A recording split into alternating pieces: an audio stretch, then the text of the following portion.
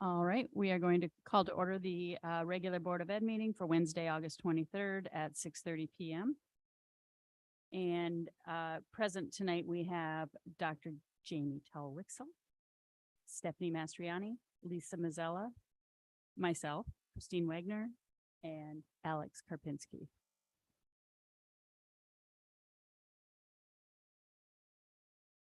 Right.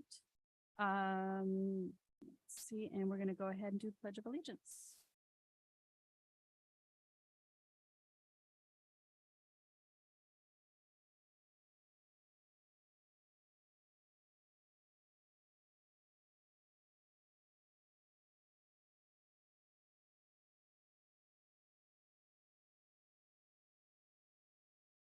Just a couple quick things before we get started. Troy and I kind of took some of the notes from our last meeting and put together this second meeting of the month, kind of dry run on this to see what we think of the new agenda format. I have a couple things to add, and then I know Jamie wanted to add a couple things too. One thing we didn't add to this that we had mentioned we wanted to was the board member comment. So moving forward, we'll put that on each agenda, but for tonight, I'm going to make a motion to add it under 10A. And then we need a motion to add 9A for before and after care, 9B for playground equipment, and then I'd like to add 9C for discussion on the agenda formats. I haven't. I'm just asking if somebody could, or should I make it? I can. Oh, you have all the notes. I'll make it. Okay. So I make a motion to add items 9A for before and after care review, 9B for playground update, and 9C for agenda format discussions, and to add 10A for board member comment. I'll second that. Thank you. Any discussion? All those in favor? Aye. Opposed? Aye. Yes, Alex. All right, so that brings us up to public comment. Not seeing any. We're going to move into presentations. This is one thing that we did discuss having on the second meeting of each month. And you will see as we get into talking about the agendas, we also put a draft calendar together for that as well. Okay, so we have our Director of Facilities here, Randy Rumrell, who is going to talk to us, give us a little update about how the facilities department is going. We're going to make, you could actually sit here and that'd be great. Welcome, Randy. Oh, there we go. Okay. Hello, how are we doing? So I just wanted to go over some items that facilities has been working on with maintenance and also custodial staff throughout this summer, and some items that that we'll be working on in the future as well. So right off the bat, I know that Joe and I have had conversations regarding the soccer field. The soccer field will be ready. What he has done in the past is he's actually moved his practices over to the outfield of the baseball softball field. And what I'm going to be doing is mowing twice a week, and rather than once a week, because right now we're mowing once a week in the property. And with all the rain that we've had, it's continuing to grow. So what I've been told in the past is that, you know, you have burnouts usually late July or August, but with the weather pattern, that didn't happen. So, but we are maintaining the lawns. The lawns looking green. I think they're looking rather good. So the plan is to actually mow the soccer field twice a week, be ready. Joe will also be striping it for the first part of the season or the first games, and then that has a pattern down of where to actually stripe it for these games. So we seem to be on a good page of how that's going to be handled. As far as other things with landscape equipment, we got the storage container in. I don't know if anyone's actually seen that. It's on the side of the building, almost near where Ellen's barn is, where she keeps some of her supplies. That's working rather well in our benefit. That way we don't have to go down to the bus area to get all our lawn equipment. And after we're done with mowing season, we're going to actually switch that over and bring over the snow equipment and keep it over on this side of the building. Because right now we have it in the shed over that's on the old side of the building here. There's like a white garage or white shed, it's kept over there, and then we have to bring it over in late fall, all the equipment, and then we chain some snow blowers out from the school. So this way we'll be able to keep everything right in the shed. And then when spring comes, we'll just swap it and put landscaping equipment in the actual, storage unit. Playground, I was informed that, they're in the pre-K, or I should say, pre-K kindergarten playground, the swings, the border near the swings was 4 feet, but it's supposed to be at least 6 feet. So today we actually dug out all those borders, some work to do, because, those are 2 feet deep with those spikes. So we were able to take all that out. We're gonna be putting, new borders in that we have that have come in. That way it's gonna be between 6 and 7 feet away.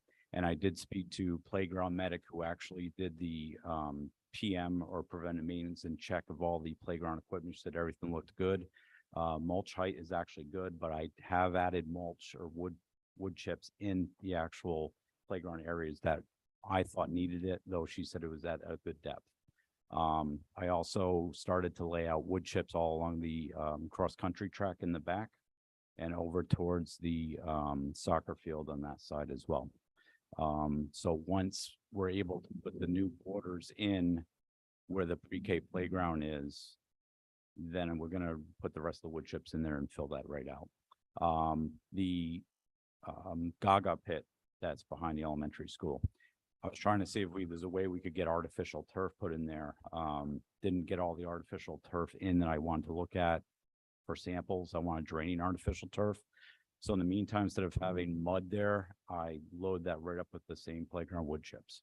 So, Robert said it looked good. He appreciated that.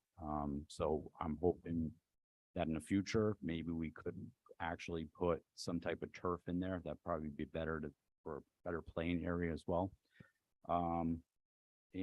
Another topic is I spoke to George Brown, the fire marshal. We're going to be doing the inspections of the schools on Monday. That way he can do an inspection and give the okay, see if there's anything that's, pending that had to be fixed. All the reports came in, everything passed, so we're good there. He was happy with the reports. We're just going to do the walkthrough of the schools on Monday. And I'm also going to show him the wood shop area. We've been working in the wood shop to get the wood shop open for the first day of school. There was some equipment that had to be ordered. There was an arm for the table saw and a guide or a safety guide. That's been on order. That should be coming in Tuesday next week. So we're hoping we can get that installed as well. I've been working with David, the shop teacher, as well as Noel, to get everything that they need in there. And we've been doing repairs to get that back up and running. So a lot going on facilities, but we're maintaining. Fantastic. Thank Yep. you so much. I'm just going to go around the table and give everybody a minute if you have a question. Jamie, do you have some questions? Yeah, but do you want me to wait? Actually, can I Go ask my ahead now. questions That now? would be Okay. fine. Yeah. So a couple things. The swing border. So we're gonna bump it out 6 feet, right? And then we had thought about putting one of the pieces of equipment in that bump out. Do you remember, Troy? One, I believe it's the little dome is going there. So before you wood chip it and have to take it all up. And we put like landscape fabric down first and then, Yep. The only reason I say that is because then you have to like slice it open and then, it worked out really nice just to like roll out the landscape around the pillars. And so I don't know what it needs to be installed. Is this a dome that it's coming in? It's a new, Yeah, I think it's the small dome, if I remember the correctly. one we ordered, but it's not here yet, right? Oh, that's what I don't know. Oh, no, any of the new playground equipment has not come in. Has not come in. Right, Okay, so the problem with leaving the space I see. unchipped is we don't know when it's gonna come in. Gotcha. Okay. Yeah. Okay. In that area, I'd have to actually look at this dome. But that area, we have to see if that's actually going to be the best area for it for safety reasons. Yeah, I don't remember my PowerPoint. I've measured it out at one point and I can't remember if it's the dome or the squiggle. Something goes there. Okay. But my brain is a little full from other activities. So, and I can, certainly you can feel free to reach out if you Okay. have any questions, but I know there was something going there. And I think in the past, what we did, because how we laid it out, like with the sheets, we were just able to like pull it back Okay. and then they dug down. Anyway, okay, that's the first question. The Gaga pit, have you tried to bounce a ball on the wood chips yet? No, I have Okay. not. I don't know. I know that was something that we had talked about, being difficult, but just, that was just my only slight concern is that the wood chips weren't bounceable with the ball. Anyway. That's all I have. on Feel that. free to give it a try. Maybe I will. I'll go bring them. No, I did have another question. With the wood chip depth, did they check on the outer pieces as well, or do they not care? The playground medic, did they care about the depth of the wood chips Oh, yeah. on the yeah. on the outskirts, I guess, away from the fall zone? Yeah, so within the barrier itself, that's where all the wood chips are. They're inside. And it had to be 4 inches at least, and it's 4 inches and above. And then it's 15 at the fall zone? I think it might be 12 at the fall zone. Okay. Yep. All right. We just might want to double check that. Yep. Just because we had an incident at one point with a child falling and I went around with a tape measure. I apologize. That's okay. And she said that I'd probably get the report. She said it would take about 2 weeks to get the report. So I think the first week of school or right after is when I should get the report. Perfect. Yep. All right. Thanks. All right, thanks, Jamie. Staff? I don't have any questions. Randy, thanks for doing a good job. It's a Oh. lot going on over there. Oh, much appreciated. Lisa? All right, Okay, thank you. All right, thank you, Randy. I have Oh, no thank you. questions, but really, oh, sorry. I always have questions. Nah, just curious on the playground, is there kind of a formal or semi-formal set of plans that includes the layouts and the requirements? And then does the building inspector have to look at it to make sure that it complies to whatever codes? It's on my PowerPoint that Beth Kermsey and I made up. Mm. Um, I think Randy should probably have a set of whatever design layout, so when you add more stuff that, okay. Yeah. make sure the setbacks are right and whatever other requirements. And again, the building inspector, I'm not too sure if they have to get involved or not, but, Yeah, and actually, I was given a map of there's 3 pieces of equipment that we're working on getting installed. I was hoping to have that all installed before school started, but it might not be till the fall. I'm working with 3 different companies right now to find out who can come in, when, and the pricing. We have like a bouncy bus that was delivered in early spring. There was also like a chalkboard that's going out more towards like where the cross country track is. Then there's just a signage that's going to be going up in there. But that's all the equipment that we have all in. Let me just back up. There is also the drums. There's like these Century drums that are going to be going in, but those just go on a concrete pad. okay, I just Yep. think you should have the plans, No, whatever that- they may that- be. Yeah, yep, no doubt. Good idea. from a Right. facility point of Yep. view. And then obviously from a general point of view, as far as HVAC, boilers, getting ready for the cold weather coming up and all that type of stuff, is that in good shape? You think, Yep, for the that's in year? good shape. We do have one job that we're gonna get done before, heating season comes in. Our expansion tank needs some work, which we got the quotes in. We're gonna be actually doing that work at the start of school. They're gonna be replacing that expansion tank because the bladder actually either leaked or there was a hole in it.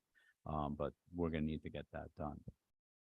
Right now, we're working on HVAC unit, but That's good. cooling Thank you. season. Yep.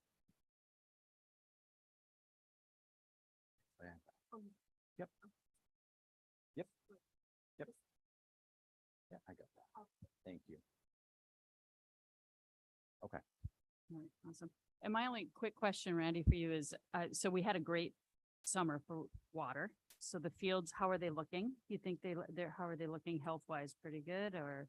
The fields are looking good. I did notice the last 2 days when I did mow, we're starting to get some burn out there. Mhm. But it's still very green with all the rain that we've had. Okay. They do look good. Okay, As far as the infields are gonna need some work, but we can get to that in a future date, but the infields are gonna need some work Okay, because we are down to the last bit of clay in both the softball and baseball field. okay, great. Appreciate the Yeah. feedback. So irrigation in the future maybe is helpful. The irrigation would be very helpful, yes. All right, thank Yeah, you. Appreciate that. And thank you so much for coming tonight. Really No, good that's- that- information. No, that's fine. And on just that, if I don't mind, if I could just say this, so I did meet again with Irwin Lawn on Monday. And the contractor came in to look at the pump again, and he said he's gonna have something next week or two to actually replace the pump because there's two pumps, one's failed and the other one is rather old and it should be replaced. One thing they did note, and it might be something that might be beneficial in the future, if we do go with an irrigation system, they actually have solar timers that can control them. So I don't know what kind of give back we would get from town or anything using solar, but it could be a little small piece of that puzzle. Yep. Great, thank you for that. Any other questions? Okay, great. Have a good night. And I think Brian may be joining us. Is that- Okay, so Brian has joined. Irma, thank you. Thanks again, Randy.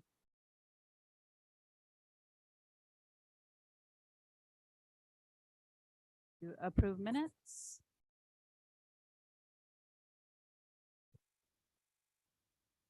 And before we do that, I just, that was fantastic. Just getting that kind of information on a regular basis, I think is going to make a really big difference. And it's being recorded so the town can reference it, community can reference it. So thank you, Troy, for doing that. Appreciate it.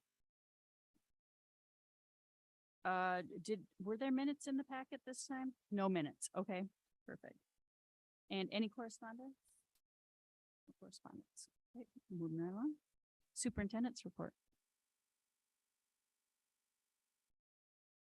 Okay, good evening. I sent my report to you ahead of time. It's on one page and then there's a bunch of attachments. And when it says attached, they're in order. And maybe I should say attachment 1, 2, 3, 4 next time, but there's always room for improvement. You wanted in my report staffing, and then I believe you wanted maybe the rest of it organized by the 3 goals. So that's what I did. So the staffing, for staffing updates, what I put here was the new faculty that have been hired this year. And also the fact that we're still looking for a few paraprofessionals. We had one that we had hired and then they said, no, taking a job as a building sub in another district. So we're still working on that. The safe value and sense of belonging goal, we put the anonymous alerts underneath there. We had a donation from Christopher and Sarah Nelson that allowed us to purchase this product for the first year. It's now set up. It's active. There's a link on the webpage. If you go to quick links, and the last link is anonymous alert, and you can click that and the form comes up right online. You can also download an app, which is in the parent letter that's attached here. It's on the next page. We sent that out electronically, so these links would work. People could just click on that link and go to the site I'm talking about, or they could actually, there's directions on how to download the app. I have the app on my phone. What happens is all the administrators get the alert. That's how we're doing it right now, that all the building administrators and myself.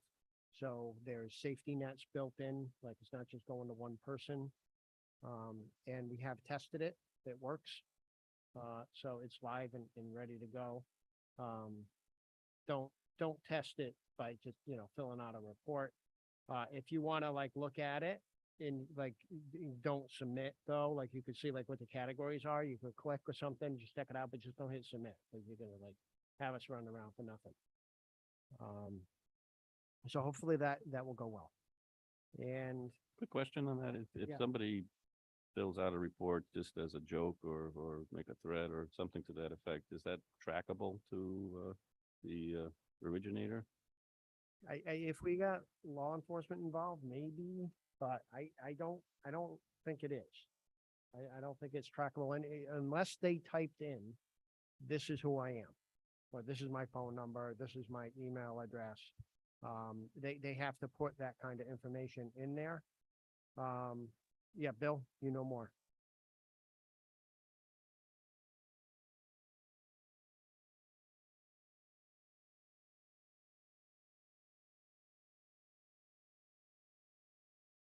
Certainly a drastic situation in order to do it, but you do have visibility in case somebody does a threat. Okay.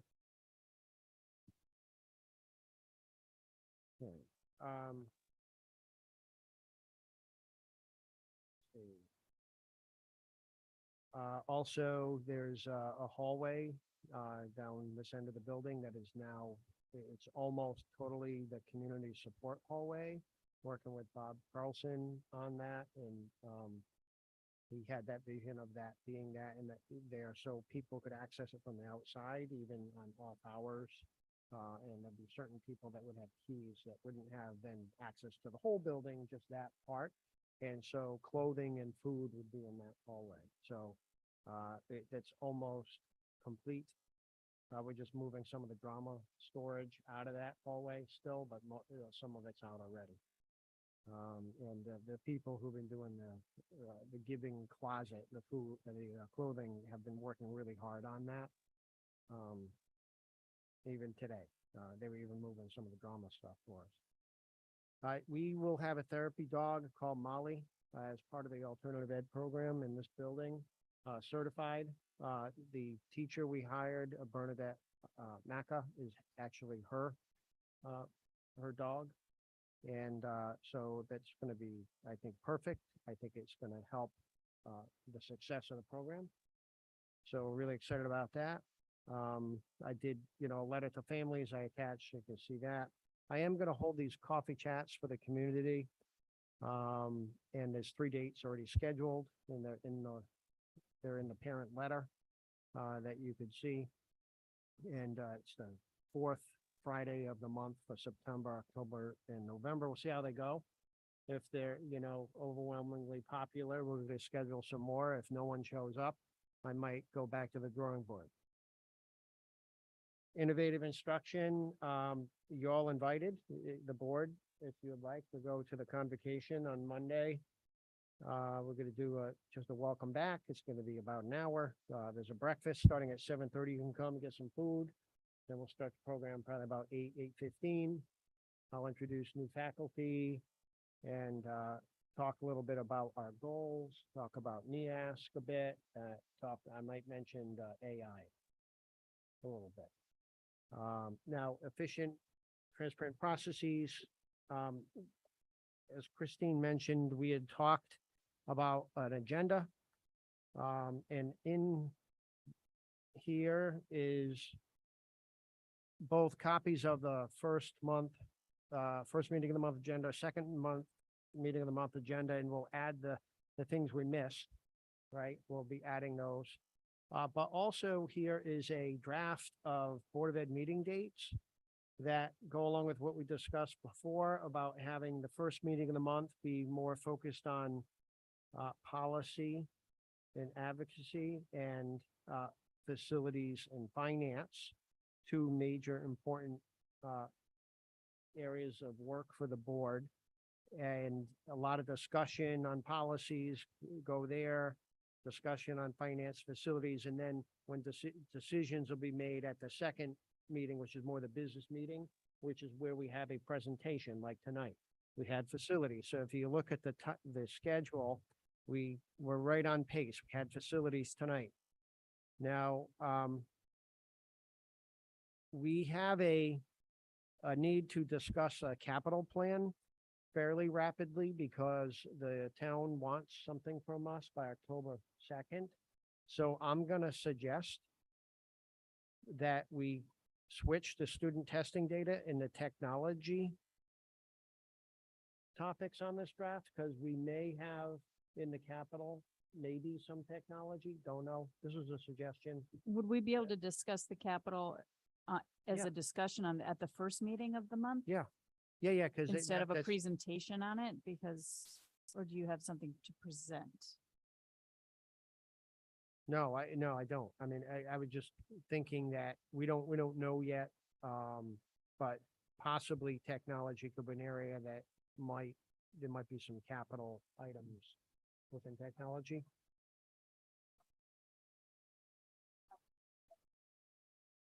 Yes. If there's anything on technology you're gonna wanna add into capital, I want you to know the needs before. So that's what I was thinking, but Okay. we don't have to. I mean, we can certainly discuss capital without a technology presentation too.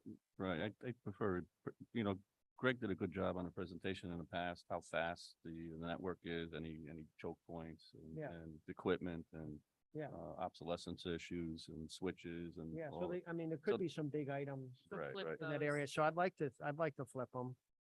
And then we'll talk at the first meeting in October about the capital Yes. plan. Okay. Well, we'll actually, well, the thing is, the capital plan is due to the town October 2nd, yeah.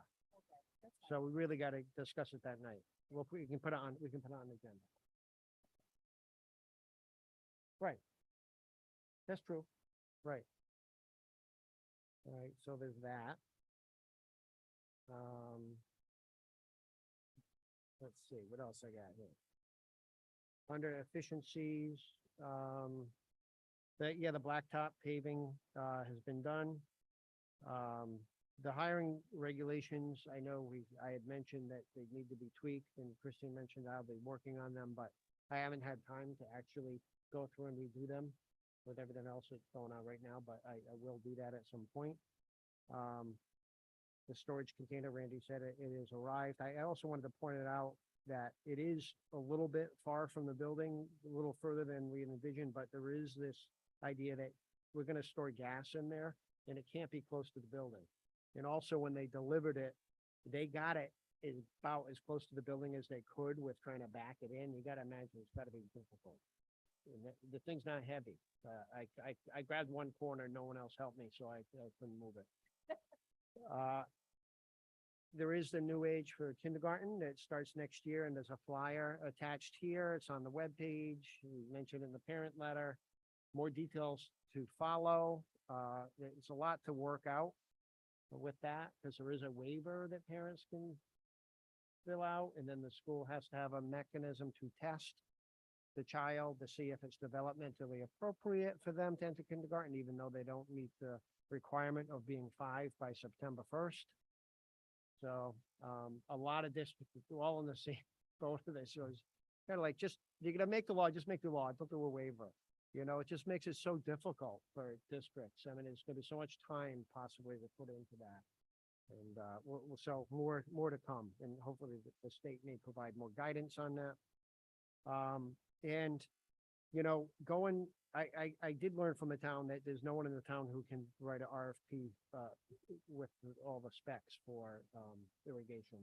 And then when we were trying to get the data for the steep grant, Bill and I were really scrambling, trying to get the data that they even needed for the new steep grant. So we didn't have enough data, even based on the ground study and everything, still didn't have it. Had we had the RFP, we would have had the data we needed. So we were like this close to not getting into that next steep grant. So I just decided, I looked back at one of their previous contracts, and I saw that they had separate for irrigation. It was like $3,812 to do the RFP. So I told Bill to do it out of Board of Ed money. And I figured you'd probably appreciate me just making that decision. So it's balls rolling, and now we're gonna get an RFP for irrigation. Because we're gonna do it whether or not, I believe, whether we get the steep grant or not. So we need to have that. And it's not like it just appears when you ask for it. You know, so, we're gonna do that. It's below the amount of spending that we would have to even go to a bid for, or anything like that. And it's like, I felt like it was something that I could do out of grounds, and we'll be fine. And we'll have that information when we're moving forward. Any questions? So my understanding of that conversation that you had regarding who could write the RFP was a little different. I thought that the conversation involves the idea that we shouldn't do anything until we see what the steep grant says. And then we need to write our RFP that sort of will coincide with what's going on there. And that there was an opportunity for Bill and perhaps Christine and Randy to sit down and work on that together. Did something happen or change, or was something different? I just understood that conversation went differently, and I was hopeful. Well, I don't know, that- I don't know what conversation you're referring to, but I've had several conversations. Oh, about yeah, it. yeah. So I wondered if Yeah, there's so it's not maybe just one more. conversation. Yeah. You might be referring to one conversation. I think probably. And I've had several conversations. Perfect. And after my conversations, it was very clear that we're not gonna get exactly what we want just using our internal people Sure. for the specs. So I didn't want it to delay us again. And then we were fearful of not getting involved in the steep grant because we didn't have the right data, the right specs. So we're just like, let's just do it. Because we know you wanted to do the irrigation anyway. So is there any So- concern that we may need another RFP when we get No. this steep grant completed? Absolutely not. Not for our part. Not for the irrigation part. Right. For the town part, they'll need theirs, Oh, sure. but we will not need another. Okay. Yeah, as Yeah. long as you're confident. Yeah, I seem to recall the last meeting, we kind of talked about this. I know I advocated for getting somebody to do it from the outside, not understanding we had the expertise in-house, so to speak, within the town, but, that's how I thought how we left it, but, Yeah, and I had conversations that determined we did not have the expertise in town. right, I think that was the action at the time, No. so, okay. Right. I'm good with that then. Thank you. And as well. Any other questions? All right. Good information. Thank you for sending us a copy of the letters that are going out and everything. Appreciate that. Under my report, again, the steep, we got the information in just in time, so we're moving forward with the town is moving forward with that process. We currently are working on the administrator's contract, which is not up this upcoming school year, but the following year. So we've been in negotiations on that. September 9th is a community conversations. I believe it's at 9 a.m. And I did forward you the information from Bob Carlson. So anybody that can attend that, it would be really helpful. And there is a CABE conference, Board of Ed, CAPS conference, November 17th and 18th. Early registration, Irma, not to put you on the spot, but when does that end? Do you know? This Friday? Okay. It's a little bit more expensive than the other conferences, so we usually like to limit to 2 to 3. I will be attending, and I just don't know if there's any other board members that would be able to attend or would like to attend. Okay. If you can just take a look at your calendar and let us know. November 17th and 18th. It might be something that if we were gonna have a new board member by then, possibly we Okay. could keep a spot open or register a person without a name. Okay, I'll look into that. Yeah. Okay. It's yes, so it goes Friday, there's a dinner Friday, and then Saturday morning it goes until noon. And you can attend one day and maybe not both days if you don't want to. I usually only attend on Friday. It's entirely up to you guys how you want to do it. So the bulk of the stuff is usually on that Friday, is you get the keynote in the morning, and then there's a luncheon, and then you have breakouts, and then you have a dinner, and a lot of really good information to attend at that. So, but it is to pre-register saves us about $90 per person, so it's worth it to do that if we can. And that's all I have to report right now. We have student ambassadors report on the agenda just because we wanted to add it, as you will see.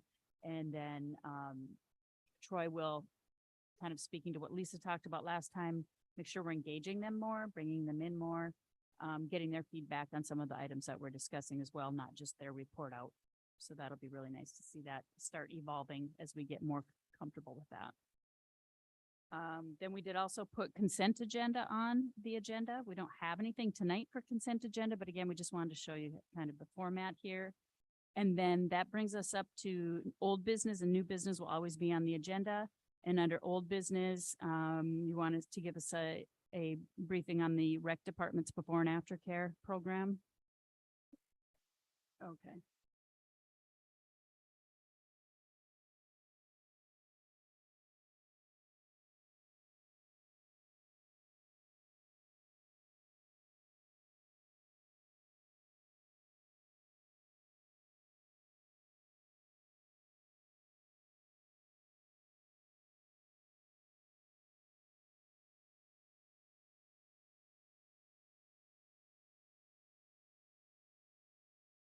I ran out of paper.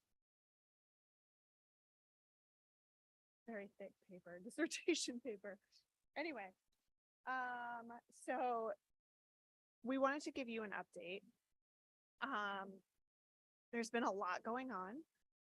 I don't even know where to start. I think we should start with, we met with the rec commission, August 10th, for a very lively and spirited 3-hour meeting. Can you tell me what that means? I'm just curious to know what their feedback was. There's a lot of feedback. Okay.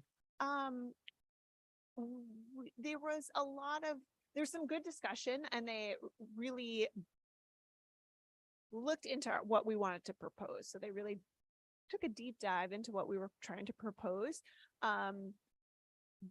Some of it was getting a little into the weeds that we weren't really confident in making a complete recommendation until maybe we had a director on board. Like, it was just our general idea, and they had kind of some feedback of, well, this might not work, and have you thought about this? And we were kind of like, this is the director's plan, can take this and run with it. It's not necessarily what we have to have happen. It's not the end all be all.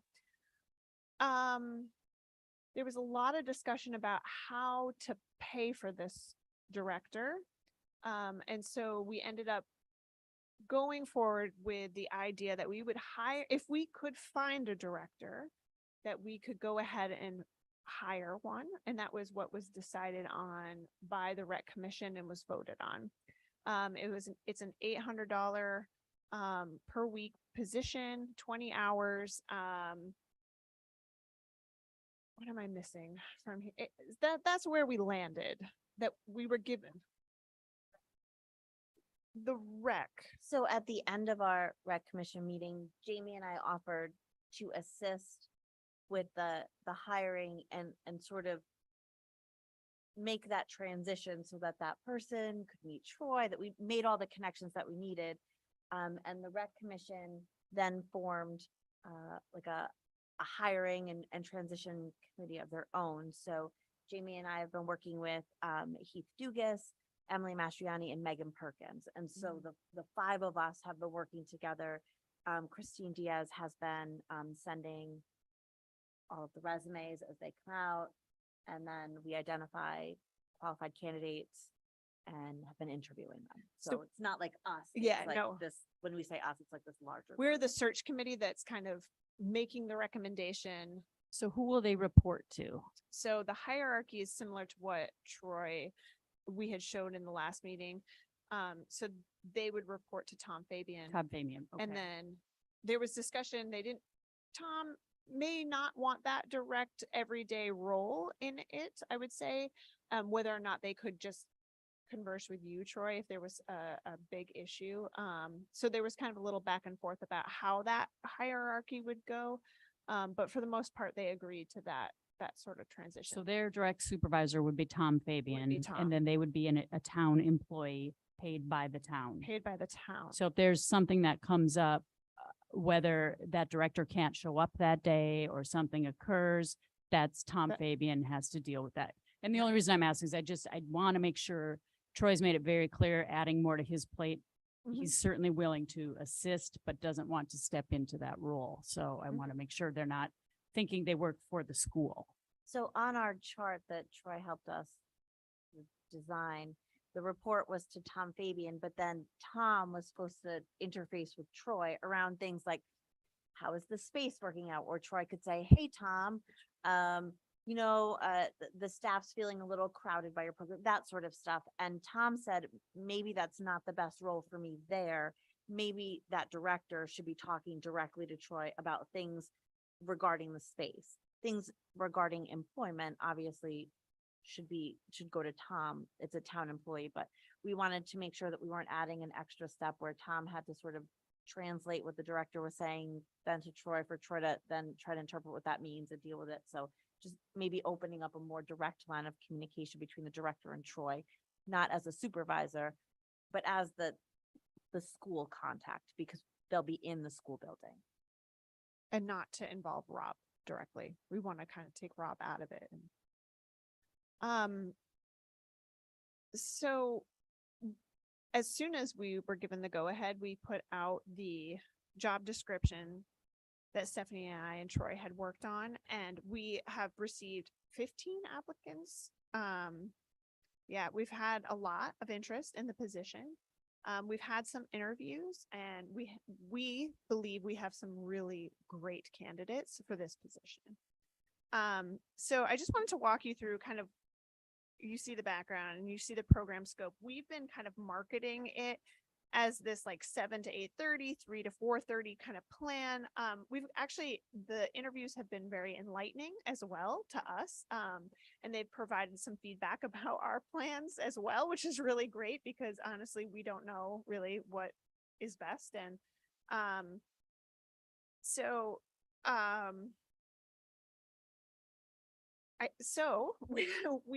we've made some recommendations to Troy to meet with some candidates as well. And we're kind of at this stage. Do you want to take it from here or do you?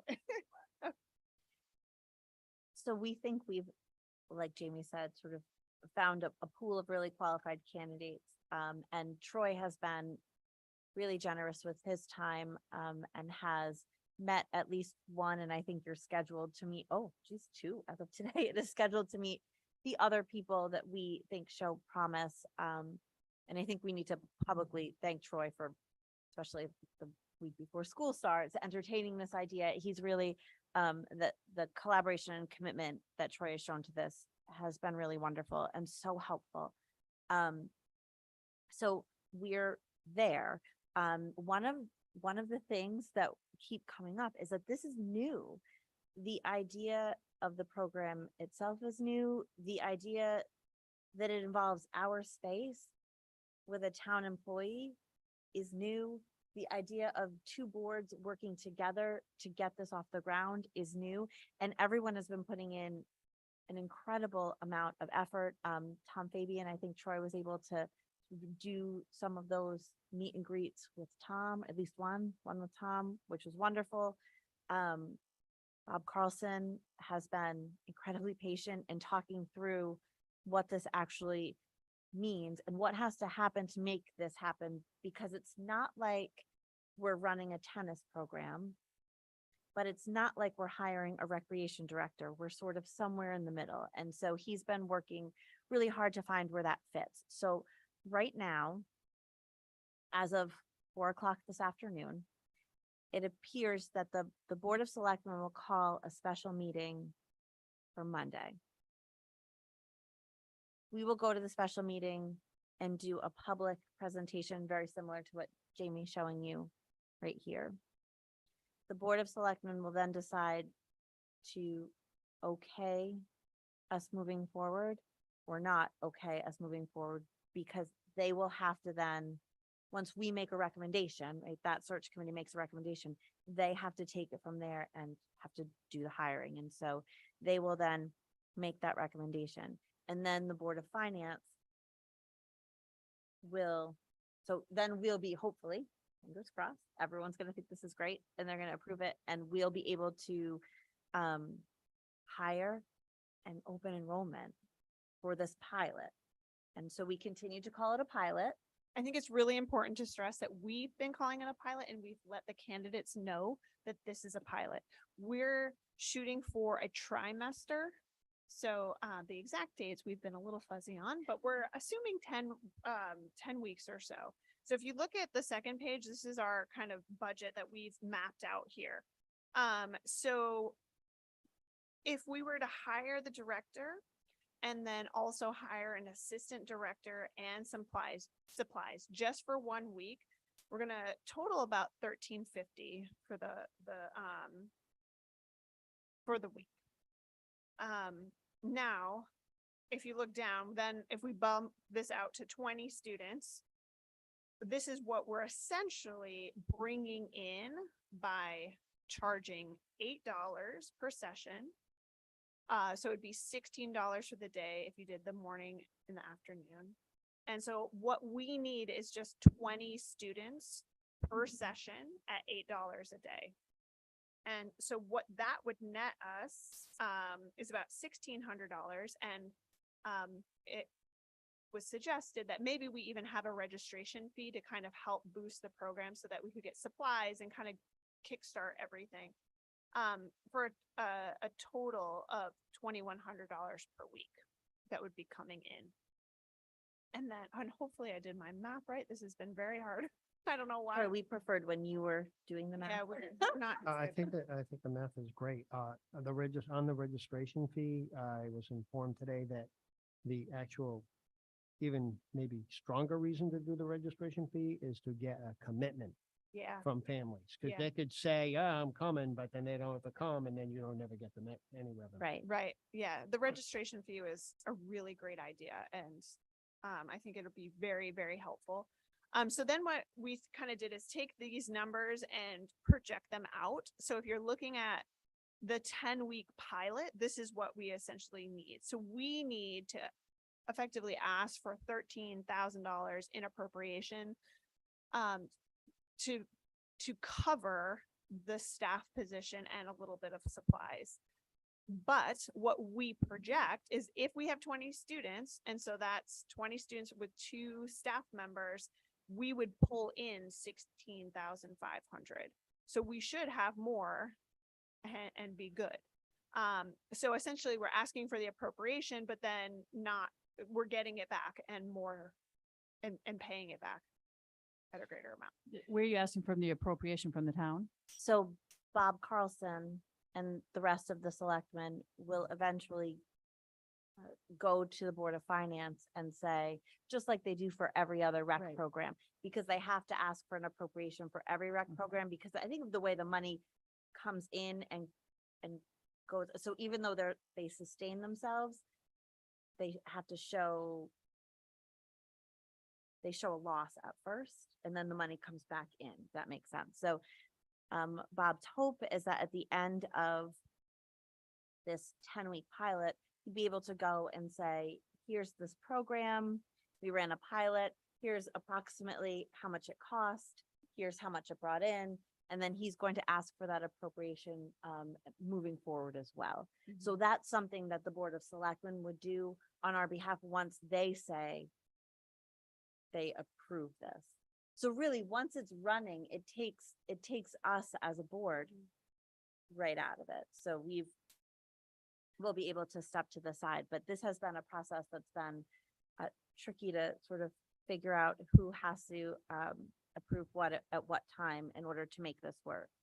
And then we wanted to look at if you were to ask for the whole year, what would that look like? And so we just have these numbers here just to kind of give an idea of the sense of what would this program really look like. And, there's a possibility that we might, with only 20 kids, might net about $13,000 from this program for the whole year. So we feel very confident that we could get 20 students. So then what I did is I took it and say, okay, if we have a wait list now, what would happen if we did this on a 10 student increment? So we'd have to hire a staff member for each 10 child cohort. And so the staff, we would pay about $25 an hour unless we got high school. So that might even lower that more. It just depends on what we do. Say we add $50 for supplies every week essentially for the 10 cohort, we could then open that up. And here's the projections of what we would get from this. So even just having 30 students would, still be within our budget. We would get money coming into the town from this program. And I think it's pretty doable in these 10 student cohorts and hiring staff based on that. But I think what we need to be discuss or maybe think about is the timing of this. So we're trying to serve and help, parents who really need this care, right? That's why we're doing this. We put out the survey. We know that there's a need. My dream was to have it open next week. That's not going to happen. My second dream was to have it be the week after, but that's probably not going to happen either. So maybe if we can say by mid-September, we could get a program going that would allow parents to plan for this, but also we could really get a good cohort that could come in. I fear if we delay this too long, parents are going to find other opportunities and just say, forget it. It may not be the case. We still may get 20 students, but I think, to really maximize this, we need to kind of get the ball going. So, we're hoping to maybe extend an offer or what am I trying to say? We're basically going to say, we're interested in you as a candidate because some of these candidates do have other positions so that they can start planning contingent on the Board of Selectmen approving it on Monday. And as soon as we get that approval, we need to get the word out there of like a save the date. This is the date we're going to start for this. Be on the lookout. We are going to have this happen. And as we start to get our ducks in a row for all of that. So I think this is the best solution. I mean, we were coming up with lots of other ways to get around this last night, but I think this might be the best. If you all agree. Or if you have any questions, let me know.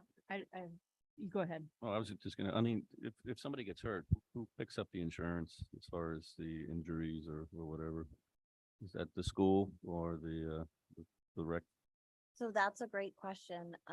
It's a rec program. And so I would imagine that would be the same scenario that if on a Wednesday night in the gym, the rec basketball team is practicing and someone gets hurt, right? So we've been trying to model this and not reinvent the wheel. We've tried to model it around the existing collaboration. So for example, how many people do we need? What happens with allergies and signups? So the rec already does that in the summer. So we don't need to recreate that. And the rec already has programs that occur on school grounds. So we're excited that as we dig deeper, there's not a lot of unanswered questions for us. Just a couple quick, like you said, if we are on board with it, I mean, I think we kind of indicated we were by funding you guys with funding the rec with the $1,200. So, certainly we're hoping they can get it up and going and off the ground. I don't think you need the board to step in or to approve or do anything at this point. My only question is we are offering it to all students, I would hope, or all families. We're being inclusive here. So what do we do about special needs children and how do we help their needs if somebody needs this kind of a program? So it would be the same way that if a child signed up for the summer camp, right? So it's not necessarily an educational program, right? So the school doesn't need to provide a para, just like the town doesn't provide a one-to-one with a kid at rec camp. So that's how their program runs. That's how this one will run. And then we will look to our director to identify like, hey, I think that if we're going to have, this group of kids, I really could use an extra staff person. So that's really we're going to look to the director for that. And the candidates that we have met with have that kind of experience. And so that's, something that they'll manage as they go. The only group that we thought that isn't appropriate for our pilot program are the pre-K kids. That's sort of a whole different group and their schedule is different than our full day kids. So, and Troy, the other thing that we didn't mention, but we had talked about in our pre-meeting is that regardless of the interest for the pilot, we're not looking to make this more than 30 kids because we think it's important to make sure that it's successful in the long term and that any of like, we need like a little more space for this, or we found that this space is not appropriate, this space is more appropriate. Instead of having 75 kids running around the schools, we try and figure this out. We'll start small, make those adjustments, and then let the program grow. And I think based on our budget and, the revenue that will come in, we can easily add in a staff member if we find that we really need to have maybe 3 to the 20 students, or, you know, Yeah. we have that flexibility, but I think we also needed to see it out on paper of like, what was the revenue going to be? And I know, Alex, I think you asked for something similar to this. Perfect. Yeah. Great. So, I think that really, it kind of paints that picture. And, you know, I think the candidates that we're looking at have big dreams of really making this program get bigger. And, you know, we talked about a half day, and are we ready for that yet? We don't know. You know, there are all these things that we as a group between the rec and the Board of Ed have thought about, but we really need that director to do this. It's not us. I think for us, as we began interviewing candidates, we realized that there's this huge responsibility about asking someone to leave a job, to come take this on when we're not, like, what are we promising? And so that's why we've been very clear with people that this is a 10-week pilot. That's what this is. It's a pilot. And if it works, amazing, but there's a chance that it doesn't. And so we've been working really hard, and I think that all of our candidates are very clear on that. But Alex, the other piece for us really was, even in a pilot, is this really gonna work on paper? And so we're feeling confident now that this really does work, and we can get through this pilot and meet our obligation to these people that are saying they're gonna come and invest their time with us. Awesome job, you guys. Really impressive. Mhm. It's been a real, I think it's been an incredible collaborative effort. And so many people have stepped up. So Troy, thanks again. I wanted to thank you guys for all your hard work on this. This has been a need for the town, I think, for forever and ever. I do have a few questions. So, has the deadline passed for applying? Do you have the pool of candidates you're looking at now? Is that it? Or are there still, That's a people great applying? question. When is the deadline? So it's still open, but I think we're prepared to move forward with the go ahead. But if someone applied tomorrow or the next day, you would look at their application? I mean, Always. Of course, yeah. okay. Now, when you hire the director, you're hiring the director first, correct? So the director will be in on hiring the assistant director and the staff.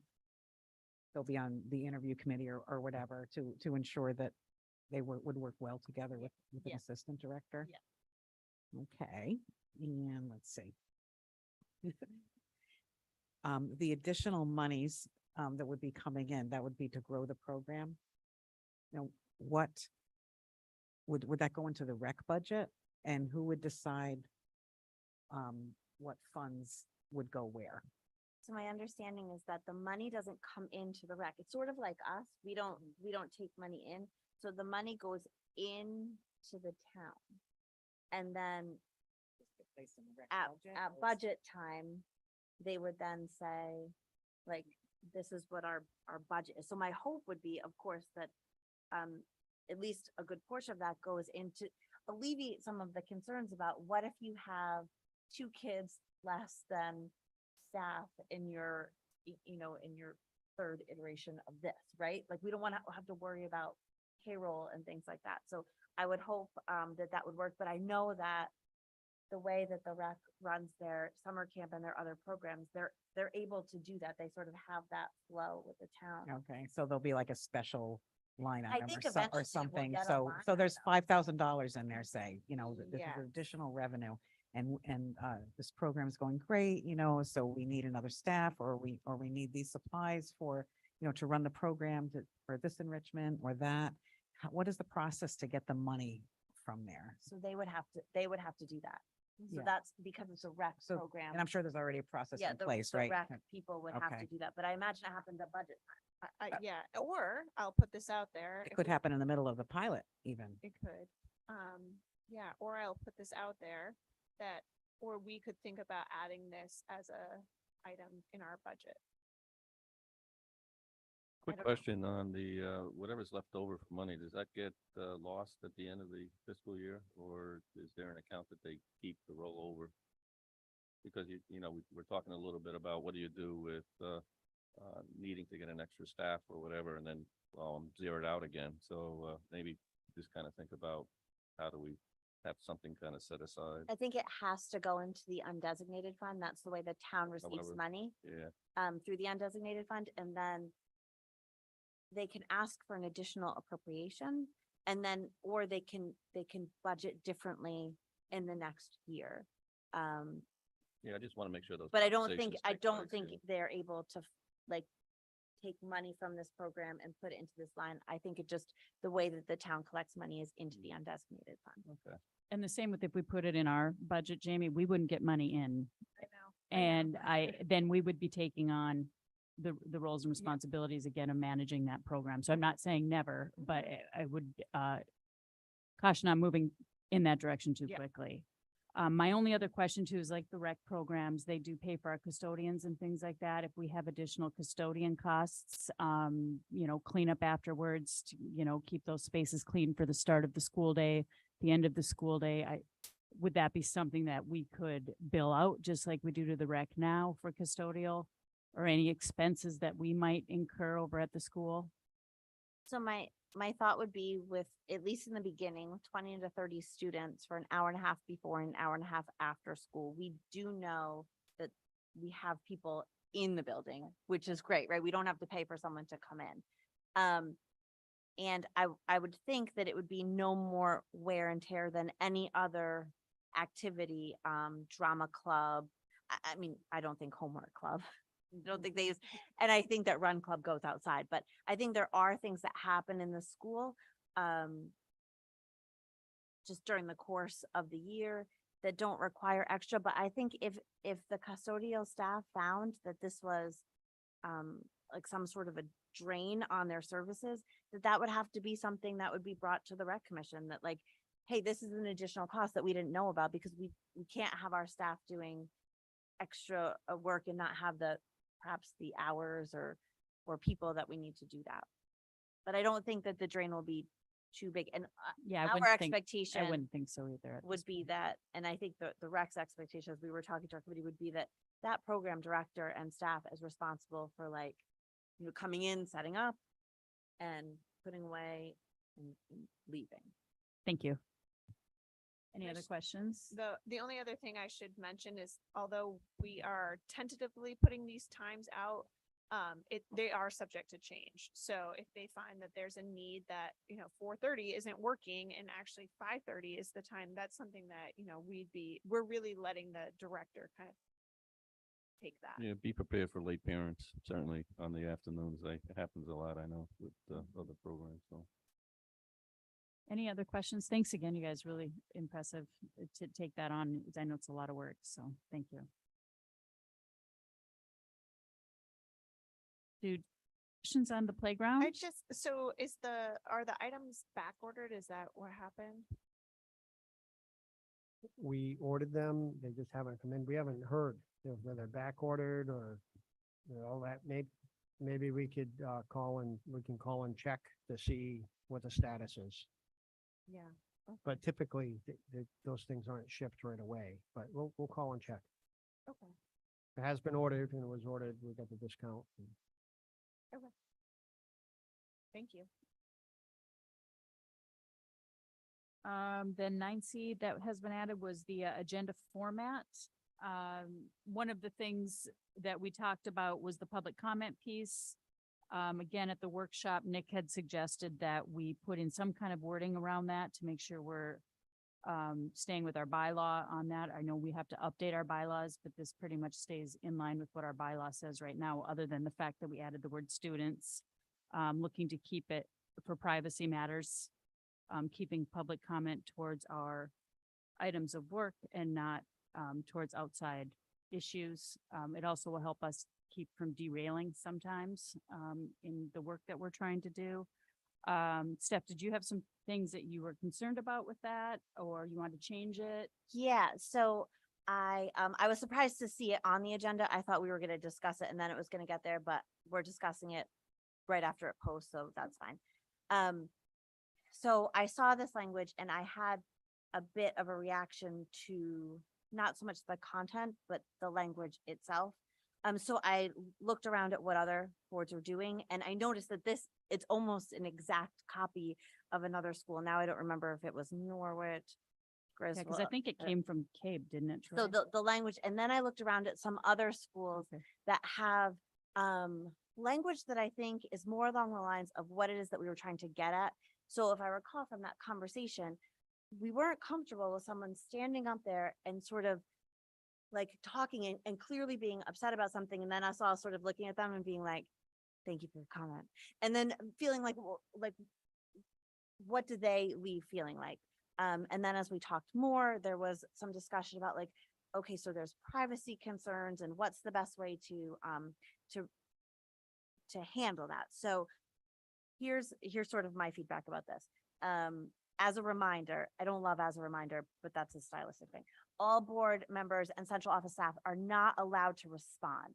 So I don't like that language because I feel like it's very definite. And I don't think it's true. So for example, if a parent stood up and said, hey, I'm really looking for more information about SEL. And Troy said, oh, well, don't forget, there's that, we are going to have that presentation on such and such a day, right? So those are things that do happen. We're not addressing issues, right? But we do respond. And so I don't want to say not allowed because we do that. So in order to protect privacy, public comments are not to mention names of any students. So I looked at a couple of other places, and I can imagine there might be a time where, first of all, just a parent standing up and identifying themselves as a parent does in fact likely identify their child, right? Especially in a small community. So I think that if there was a sort of a line in here reminding parents of their child's right to privacy, and that if they're speaking, they may very well be waiving that. So there's another school, and I can send these over, that where parents are reminded here that if they speak, they're waiving their child's right to privacy. Because again, I do feel like as a board, I don't want to tell a parent that they can't waive their child's right to privacy, because parents have that right. But what if, So- but they also may be waiving another child's right to privacy? Absolutely. So I think that there can be some language in there around that, and that other sort of blurb that I'm talking about sort of does a really nice job doing that in a way that's informing, but this feels to me, it feels stifling and not welcoming. All right, so I did find another one I could read real quick that I thought might be a little softer. And I understand what you're saying, Steph. I do think it's important, though, that they understand that we aren't necessarily going to engage because I think it that is isn't a important. public meeting. It is a board meeting. So I'll just read this really quick, and then we can certainly work to slice it up however we Do want. you want me to tell you the other things and then you Sure, can sort of sure. decide? Okay, so, and it says, or staff members or specific issues regarding students or staff members. So what we don't want to discourage is a parent standing up and saying, I'd like to publicly thank Rob Salino for the amazing work that he did during whatever a day, or I really want to thank, Kelly Gonzalez for her great work at the drama club, or Mary Beth Tavares for taking those kids on an amazing trip. So by saying they can't mention names or students or staff members, what you're saying is, I don't want somebody up there publicly bashing someone. Right, and this Um, comment relates to that as well, so that's right. great. So yeah. like, but I want them to be, I want us to hear, and I want parents to feel like they can talk about that stuff.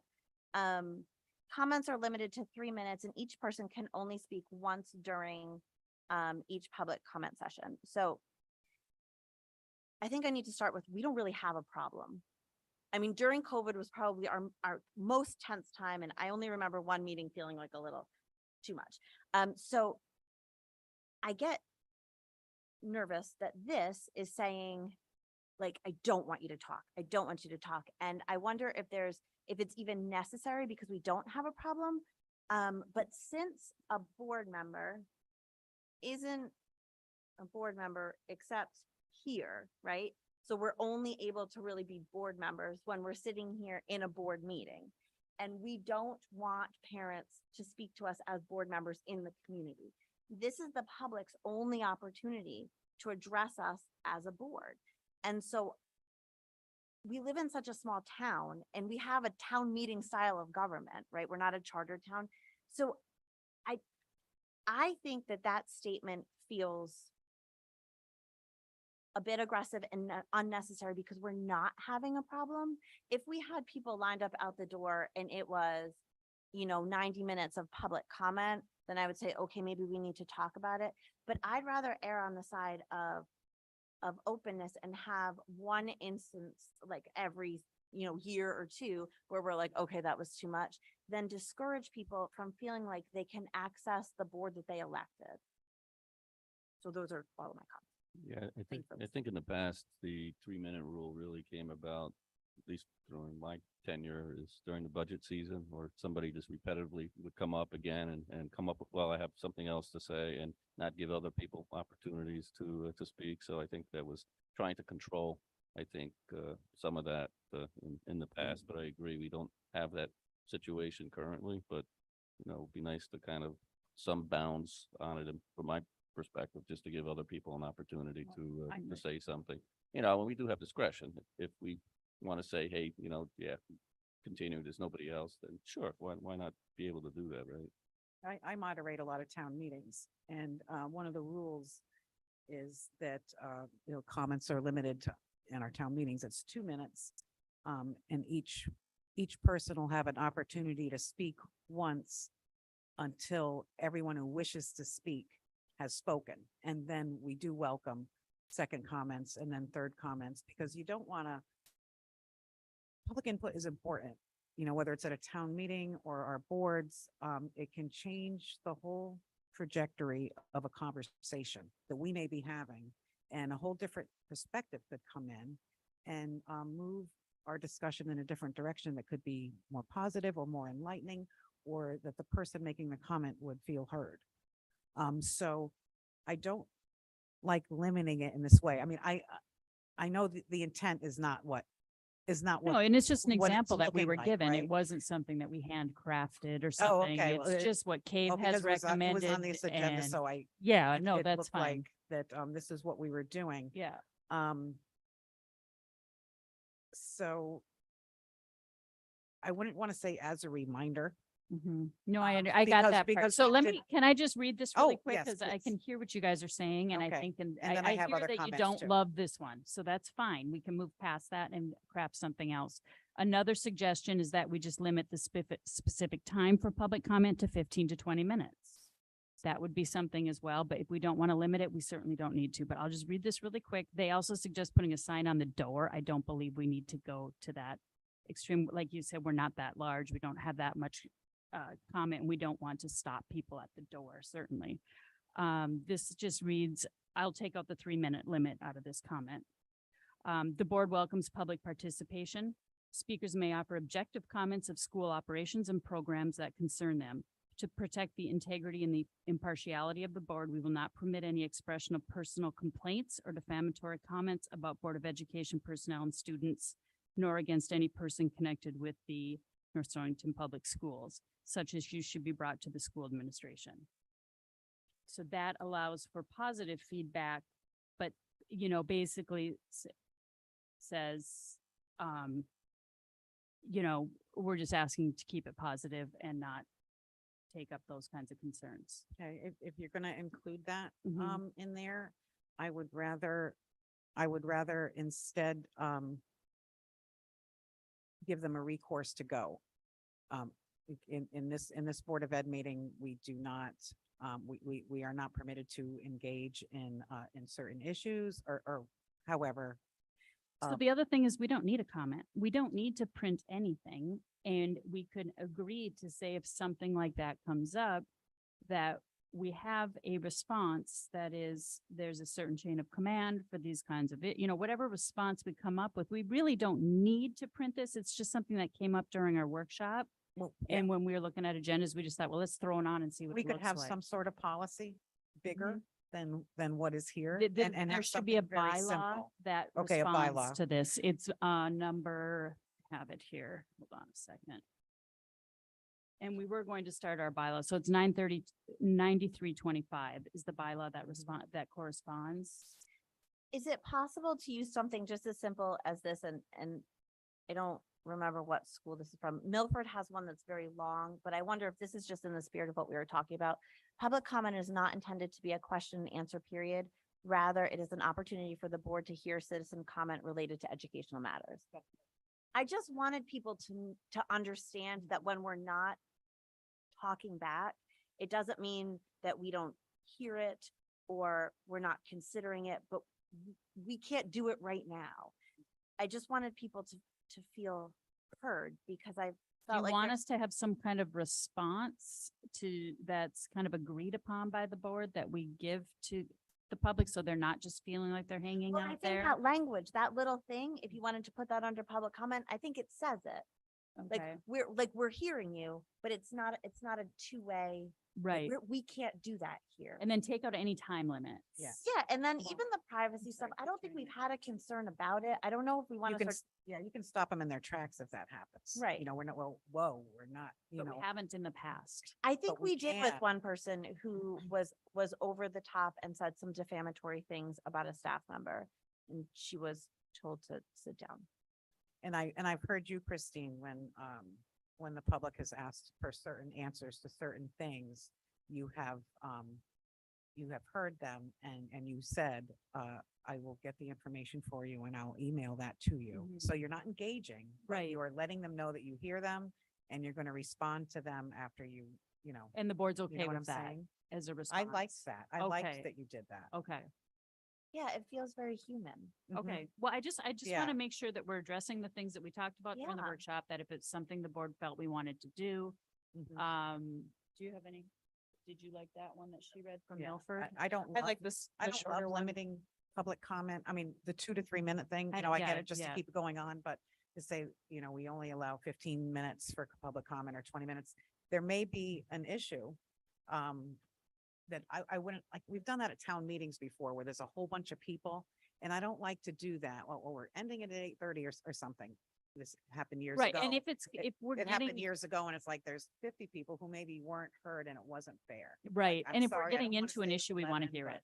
I think, You know, if there's issue to enough, issue. if there's enough people here, then there's something that needs to be said and there's something we need to hear. It doesn't happen every meeting. It doesn't draw on, so we need to hear it when it's coming. Yeah. I think. Yeah, so and- I would- and give yeah, the just- courtesy Could be for an that. agenda item on the next meeting or something Right. too. So, you know, we listen to it, we'll address it and then put it on as a right. topic to talk about, right? Can you email that over to Troy and then we'll add that to the agenda for the next time? And we can always tweak it. This is not a policy. This is not something we have to vote on. It's just a discussion. So we certainly can change it at any time. I like that comment, by the way. And I think it is helpful to have it printed on the agenda because then we can't forget about it. Yeah, and then if someone's really upset and they come in to talk and they get the agenda and then they sit down and they stand up to talk and we're not saying like, okay, Mrs. So-and-so, we're going to do X, Y, and Z, and that person's gonna understand why. It's Yeah, 4 to that's 12. great. All right, good discussion. Thank you. The rest of the agenda for the second meeting, is everybody comfortable with it? Having the new business and the old business on there each time, I think is really helpful and we'll obviously add the old business next time. I apologize for not getting those on there. Do we And- do 12 and 13? I was confused about that. It's like the first read and then. Oh, so I approval? was gonna ask about that. So don't I understand. think the first read happens at the first meeting. I'm wondering if we, instead of calling it policy first read, we should call it policy handout. Because typically, I think if there are policies that we want to review at the first meeting, we want to get them out at the second meeting so that we like the have second them. meeting is not the policy that so like the handout isn't the policy we're approving, but it's the handout to read for the discussion at the next meeting. Yes. Yeah, whether That we, makes more sense. Yeah, I got Okay, confused on that part too. yeah. And then the policy approval from the first meeting will happen at the second meeting. Does that make sense? All right. And we'll touch base on that again. Yeah, Troy, so too. it's like 3 steps then. Yeah. You What if know, we call it- Policy handout, then discussion at the first meeting and then And then- policy approval. at the Yeah. second one again. Yeah. Is any chance we just call it policy review versus a handout? Just only because we get it in advance, so. policy review sounds good to me. But we're not we're not reviewing it, reviewing. we're just. We're handing it out. reviewing it at Okay. the first meeting. All right, when we're so- on the committee. You said 3 steps. So Yeah. Hand are it you out, saying we hand it out at one meeting, at the second meeting. at the second meeting, We're discussing and reviewing at our workshop type Mhm. meeting at the first meeting. and voting it at the And then second? voting on it at the second meeting. Okay, Yeah. We'll always be doing approval of some policies and handing out of others.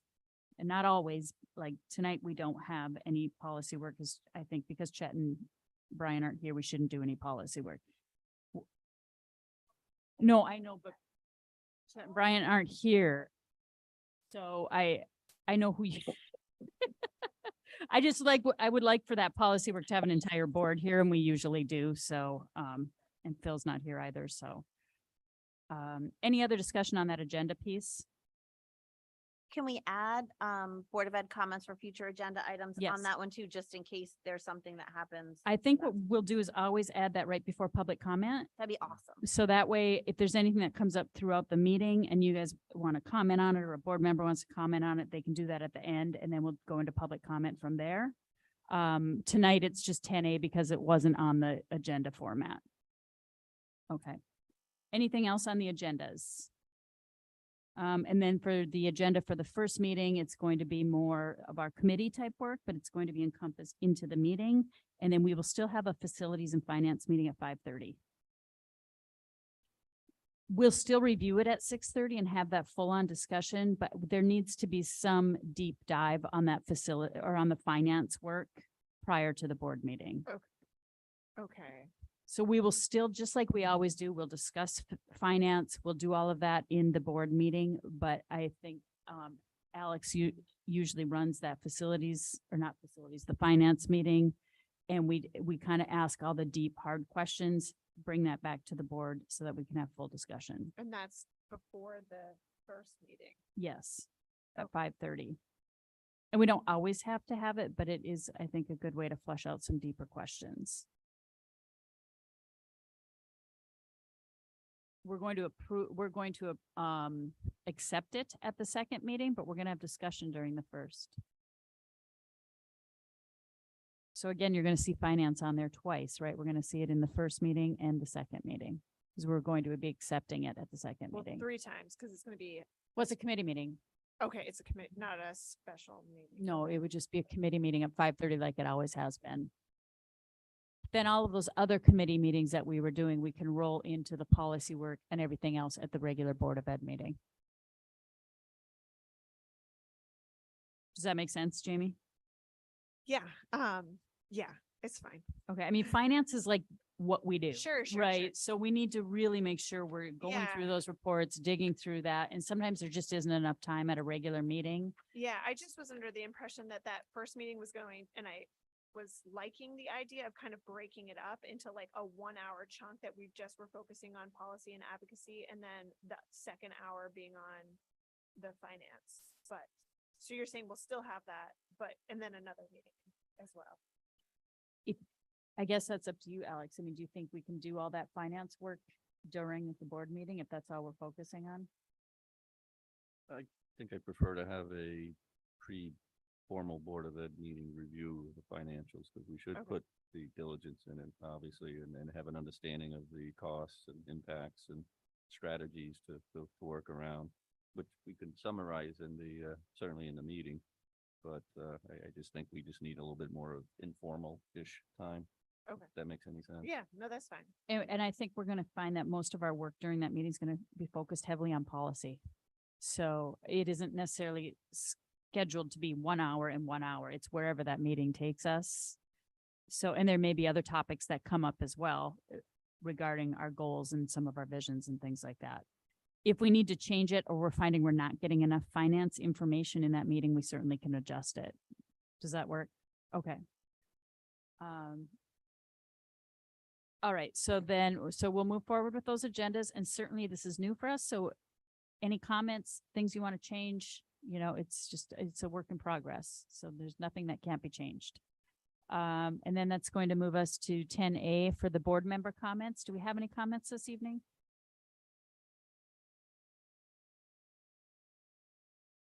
My only comment is I just would like a little feedback that, are you getting enough feedback? Do you feel like when I'm meeting with the superintendent and sending out the review, are you comfortable with what's being sent and all of that? Yes, I appreciate the details and the Okay. format that's in there. Thank Okay, you. Thank you for doing that. Thank you. I think it's great. Thank you. Yes, I Yeah, agree. and Troy, reading your report that's really good. Like I have like time to read it during the week. You like it in writing ahead of time?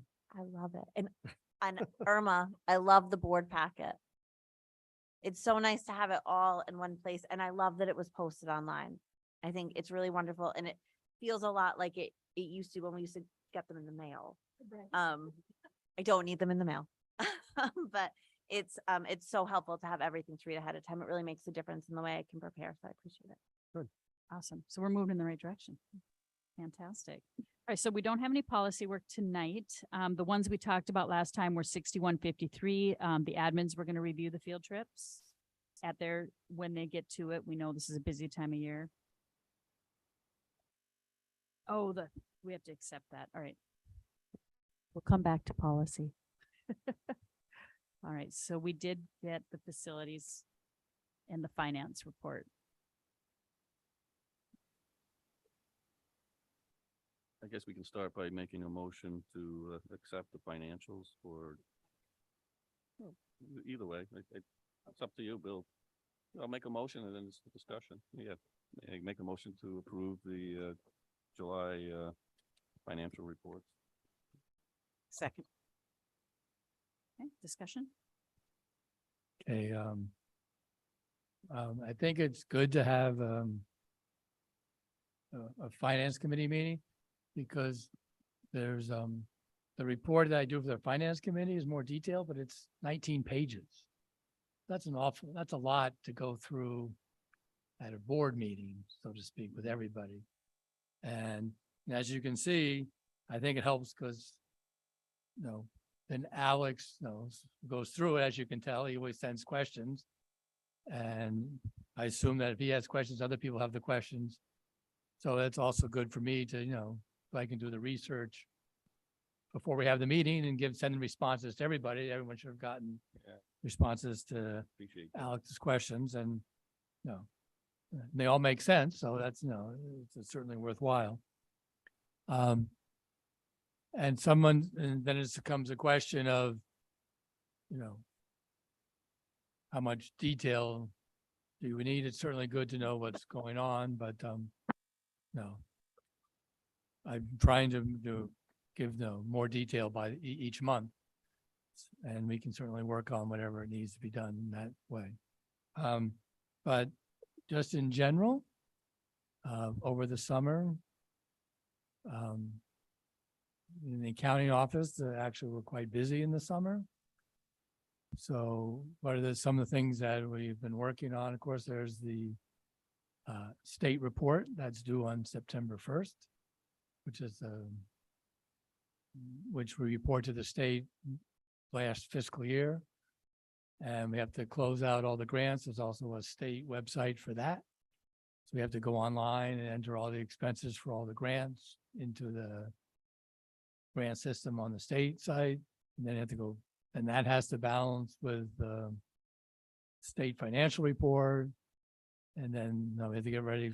The auditors came in July, so they asked for stuff for that. And then there's all the changes in payroll. Like for every teacher, all the benefits change, the amounts change, the teacher's retirement amount for every teacher changed, they get a raise. So it changes for everybody. So there's a lot of checking and verifying and making, trying to make sure that when we get to the first teacher's payroll, it's correct. And so in July, in the beginning of the year, a lot of the expenses are things that happen every year. There's a lot of membership expenses. CAPS and CAVES and CASBO and all these principal associations, all that we pay. And so there's a lot of annual expenses that happen sort of over the summer. And then there are quarterly expenses, such as mentioned, the workers' comp insurance. in case someone gets hurt on the job. And as far as insurance in general, people talk about it. The school and the town are on the same insurance policy. So if someone's using the schools, it's not like our policy, it's the whole town policy. So it doesn't, if something happens at the school, it doesn't affect the school policy, it affects the whole town's policy. Because we're on the same liability policy as the town, the same workers' comp policy as the town. So we've, and on the lunch program, we've upgraded the lunch program so we can have more accurate accounting of who's free and reduced. We still need to keep track. People still need to apply for free and reduced because under the current law that just passed, everyone, no matter what their status, gets a free breakfast. Then when it comes to lunch, if you qualify as free and reduced, you get a free lunch. So so students who are used to have to pay 40 cents for a reduced lunch now get it for free. But if you're neither a free, so if you don't qualify for free or reduced, you still have to pay. So when it comes to lunch, if you want to qualify for free lunch, you still need to fill out the form. And then, of course, people who are on SNAP program and Medicaid who are in foster care automatically get free meals. And we get that from the state directly. And some of the things we've been working on, and human resources, the new handbook has gone out to all employees that we worked on, and they'll sign off on. And when school starts, we'll be doing benefit fair for everybody to make sure people sort of forget, if they changed their name or they got married or got divorced, to change the beneficiary on their life insurance, change the beneficiary on their teacher's retirement board. So we make an effort to try to get people to update that. And Irma's been doing a lot of work on actually getting personnel files that look like personnel files and not just a manila folder with stuff put in them. So she's been working that all summer. And so our files will be what they're supposed to be. So that's a good thing. And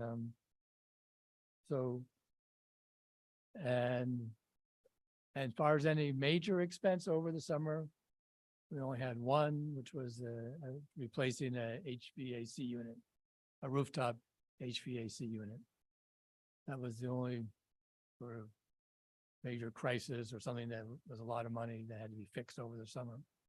Everything else was going according to plan, and the secretaries had no issues with the ordering and getting things ready for the school year. So, I don't know if anyone has any questions.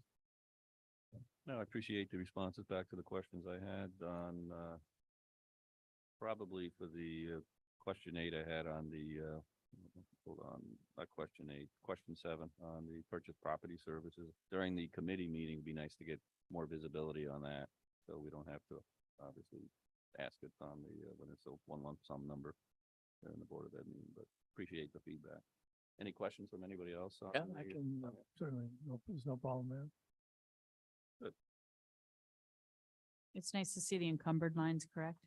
So thank you for that. Instead of having a dollar sign and everything encumbered. I feel like this is a really accurate reporting at this point, so I really appreciate it.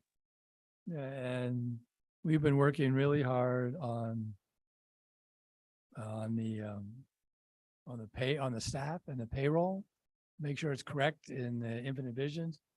So if I do turn on the encumbrance for payroll, it will actually be accurate. So that's a big thing. And I think as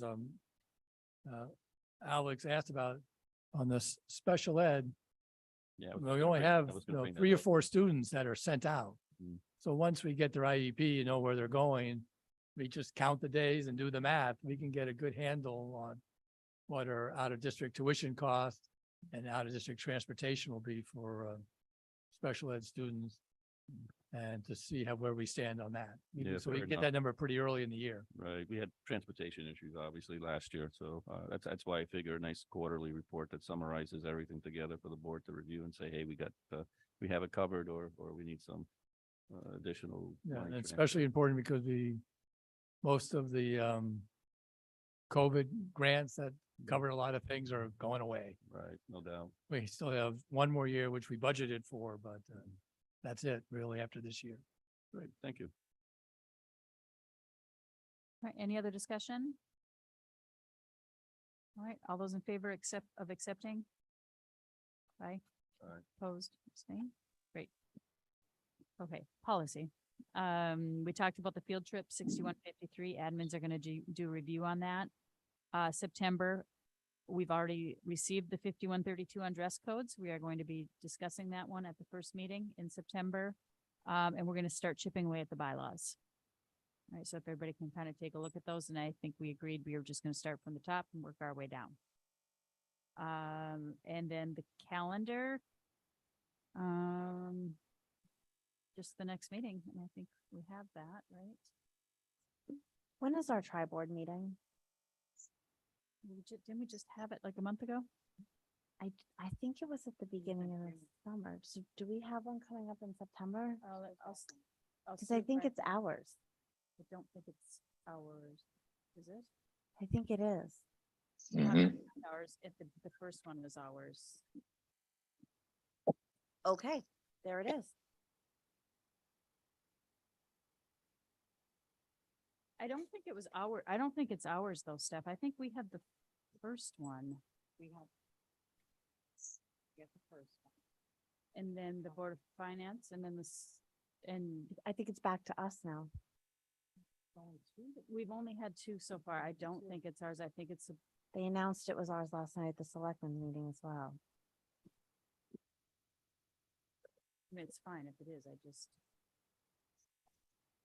So it's a Monday, which I guess I don't have it in my calendar. you don't have what? I don't have it in my calendar. But they had mentioned it last night that it was, Just looking for When my was the stuff Board on of here. Selectmen's then? I'm thinking ours was the first one, correct?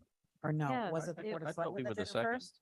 I thought the Board of Selectmen kicked it off. We were the Selectmen did it first. Okay, Then then the the Board of Selectmen, Finance. Then the Board of Then we went. Finance. I don't think the Board of Finance has done theirs yet, have they? They Yeah, did. I thought so, the one The they last, just the last did. one was the Board of Finance. Yeah, it's gotta be us. No, Board of Selectmen should be next. So we've only done 2 though.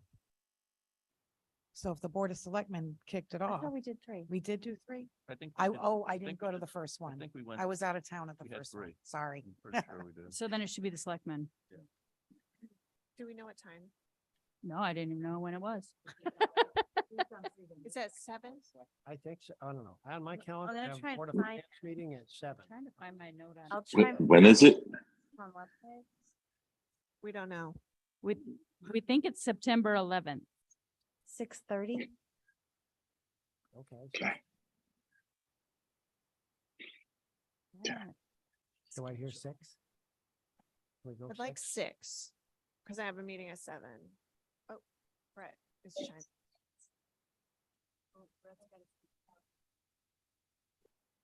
What do I do if there's anything? Oh,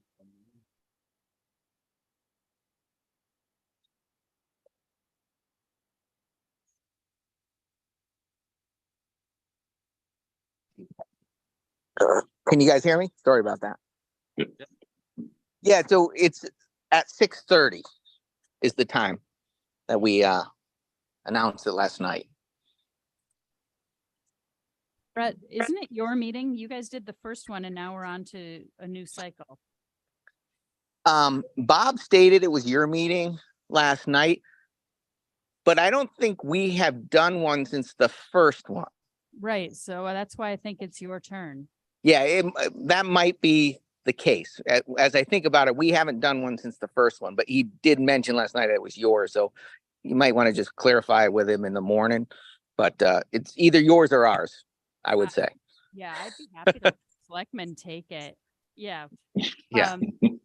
I'll talk to Bob tomorrow, but I think you're right, though. I think this is the fourth one now, so I do think it's up to you guys again. Yeah, because I was thinking about it after he said it, and I was like, we haven't technically hosted another one, and we kicked it off. So I Right. know you guys already did one, so it should be back to us, I'm thinking. Okay, and then you said it was a 6 o'clock, 6:30. 6:30. All right. All right. right. Thank you. Thank you so much. No problem.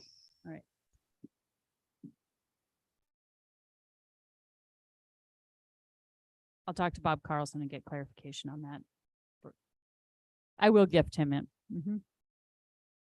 And any other calendar at this point? Lisa, if you just want to check about the conference, if you're interested in going, okay? All right, and that opens up for public comment. Yes.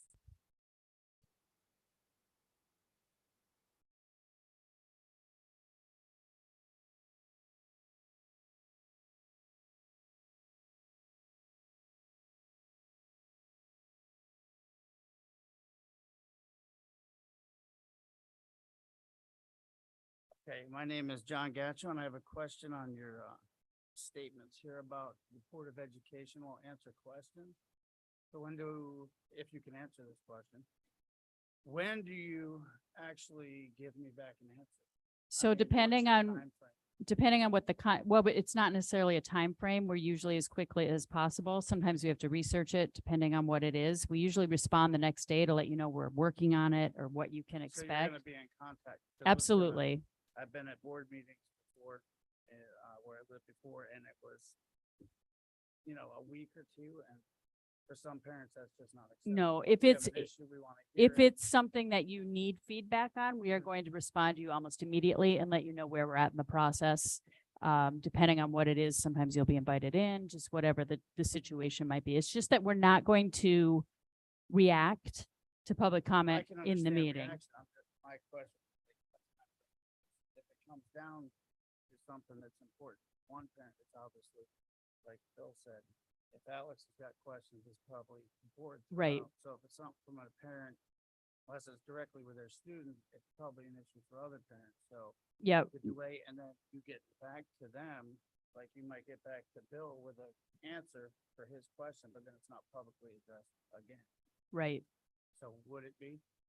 Would it be publicly addressed if it pertains to policy and something that we're deciding that we need to review a policy? A lot of times that's when we'll say we need to pull that policy, take a look at it, and we'll do that in our meeting. All right. It really depends on it's hard to give you a hard, fast answer because it depends on what the situation is. And But that's we what- will that's- respond that's to part of you. My point is to give a hard, fast answer to me, but give a hard, fast answer, like when Stephanie said we shouldn't approach them as Board of Education members, really approach you. So it was hard and fast that you won't answer the question in this setting, so I can't talk to her directly or to you directly. You will wait for the answer, so it's pretty quick on that for an answer, but. We not- do reply very quickly. I would say you're going to get a next day reply of some sort. I can't promise you you'd have an answer the next day, but you will get a reply. I understand you have to. Yeah. research, so I mean, there's just wanna often make- times that I'll follow you out the door. Okay. So, and I have done that. So, we take it very seriously and we want to make sure that you were heard, that we acknowledge that you were heard, and that we're going to do what we can to address the situation. Okay. Fair enough, Okay. that's all I wanted. All right. Yep. Thank Thank you.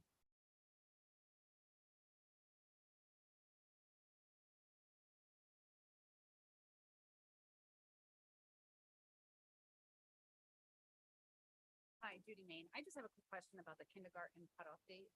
Is the exception only for next year's school year? Because that's when they're starting the policy, or can you request an exception any year going forward? Because I got two kids that are December babies that fall into that category. It seems as though it's an ongoing every year exception waiver system, Okay. which is yet to be developed. Okay.